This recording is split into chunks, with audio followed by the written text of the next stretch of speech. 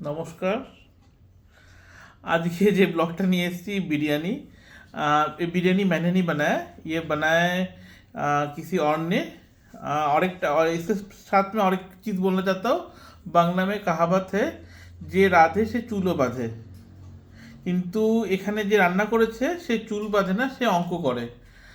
এই বিরিয়ানিটা বানিয়েছে আমাদের খুবই মানে নিজের আপন লোক, পরমার্থদা আর পিঙ্কিদির ছেলে ঋতব্রত, রিক। ও ওটা বানিয়েছে। কালকে আমি শুধু টেস্ট করেছিলাম, এত সুন্দর টেস্ট হয়েছে না কি বলবো, যা ফ্লেভার। ও